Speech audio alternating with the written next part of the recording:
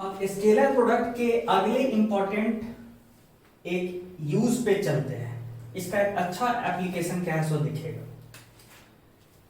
कि derivation of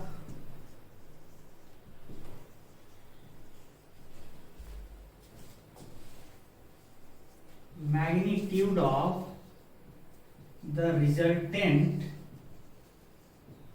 of two vectors। Short में कहा जाए कि दो वेक्टर है, लेटेस्ट से वेक्टर ए और वेक्टर बी, और दोनों को हम सम करने वाले हैं। वेक्टर ए वेक्टर बी, हम चाहते हैं दोनों का समेशन। ठीक है, याद कीजिए पैरेललोग्राम लो या फिर ट्रायंगल लो। वेक्टर बी को कहां शिफ्ट कर दें, पहले यहां, ये रहा वेक्टर बी। वेक्टर ए के हेड पे वेक्टर बी का टेल, कर सकते हैं ऐसा काम। ठीक है, ये एंगल क्या है, दोनों के बीच का एंगल थीटा है। वेक्टर ए और वेक्टर बी के बीच का एंगल थीटा है, और हमको करना क्या है, दोनों का रिजल्टेंट, उसका नाम क्या है, वेक्टर सी। और हम पहले से जानते हैं, ट्रायंगल लॉ प्रूफ कर चुके हैं, वेक्टर सी का मैग्नीट्यूड को मानिए सी है, वेक्टर ए के मैग्नीट्यूड को मानिए ए है, और वेक्टर बी के मैग्नीट्यूड को मानिए बी है। तो क्या आया था, याद कीजिए तो, मैग्नीट्यूड ऑफ वेक्टर सी क्या आया था, root of A square plus B square plus 2ab cos of theta आया था। या फिर इसको यूं भी लिख सकते हैं, C square is equal to A square plus B square plus 2ab cos theta. ये चीज हम पहले से जानते थे। मैं इसी रिजल्ट को दूसरे तरीके से डिराइव कर सकता हूं यूजिंग डॉट प्रोडक्ट और स्केलर प्रोडक्ट। देखिए कैसे, आपको पता है ना कि किसी भी वेक्टर को उसी के साथ डॉट ले ले। मान लीजिए वेक्टर ए का वेक्टर ए के साथ ही डॉट ले ले, तो ये क्या देगा, mod of vector A into mod of vector A into cos of angle between है। तो दोनों तो पैरेलल वेक्टर हैं, तो दोनों के बीच का एंगल 0। तो क्या मिलेगा, ए इंटू ए यानी ए स्क्वायर। यानी सेम वेक्टर का डॉट उसी वेक्टर के साथ ले लें तो हमको क्या मिलेगा, उस वेक्टर के मैग्नीट्यूड का स्क्वायर मिलेगा। ये भी एक काम का चीज है। ठीक है, अब देखिए क्या करने जा रहा हूं, vector C is equal to vector A plus vector B. ठीक है, मैं अब वेक्टर सी को उसी के साथ डॉट ले लेता हूं, dot product of vector C with itself क्या होगा, vector A plus vector B dot vector C. This implies that same vector का डॉट प्रोडक्ट सेम के साथ क्या होगा, मैग्नीट्यूड ऑफ वेक्टर सी का स्क्वायर होगा।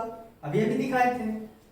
अच्छा, सिमिलरली इधर ध्यान दीजिए, vector A plus vector B dot, ये जो वेक्टर सी है वो तो एक्चुअल में ए प्लस बी वेक्टर के बराबर है, तो ऐसे लिखते हैं vector A plus vector B.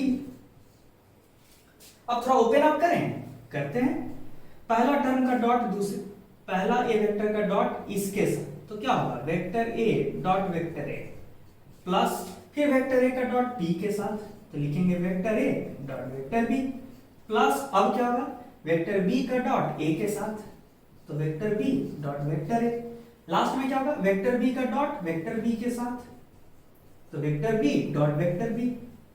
ये स्थिति है। अब बताइए, वेक्टर ए का डॉट वेक्टर ए के साथ क्या देगा, मैग्नीट्यूड ऑफ ए का square plus vector A dot vector B क्या देगा, ए बी कॉस थीटा। याद कीजिए, उसी तरीके से वेक्टर बी का डॉट प्रोडक्ट वेक्टर ए के साथ क्या होगा, ए बी कॉस थीटा ही होगा। डॉट प्रोडक्ट में ऑर्डर डिफरेंट कर देने पे रिजल्ट चेंज नहीं होता। और लास्ट में बी का डॉट प्रोडक्ट बी के साथ क्या देगा, बी स्क्वायर। तो शॉर्ट में देखिए कि हमने क्या डिराइव किया, कि मैग्नीट्यूड ऑफ वेक्टर सी का स्क्वायर जो है कितना के बराबर आया है, A square plus B square plus 2ab cos theta. यानी हमने क्या प्रूफ कर दिया, हमने प्रूफ कर दिया triangle law of vector addition का जो मैग्नीट्यूड आया था उसको डॉट प्रोडक्ट से भी डिराइव कर लिया। ये चीज आ गया ना, यूजिंग डॉट प्रोडक्ट। ये भी एक तरीका है चीजों को देखने का। ठीक है, ये तो ये पार्ट हुआ।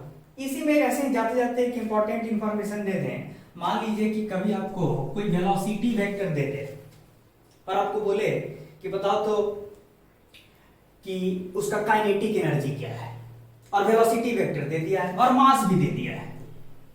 तो आप तो जानते हैं काइनेटिक एनर्जी क्या होता है, हाफ एम इंटू स्पीड का स्क्वायर। स्पीड क्या होता है, वेलोसिटी वेक्टर का मैग्नीट्यूड। वेलोसिटी वेक्टर का मैग्नीट्यूड ही स्पीड होता है। अच्छा, तो इसको कैसे लिखें, हाफ एम और स्पीड का स्क्वायर, ऐसे लिख सकते हैं। वेक्टर v का डॉट प्रोडक्ट वेक्टर v के साथ। देखिए ये क्या देगा, स्पीड का स्क्वायर। तो कभी कभी ये एक्सप्रेशन भी काम का है, जब आपको वेलोसिटी किस फॉर्म में देगा वो एग्जामिनर, वेक्टर फॉर्म में। तो इस तरह से भी आप डील कर सकते हैं। ये सब एप्लीकेशन है, धीरे धीरे आप चीजों को और सीखेंगे।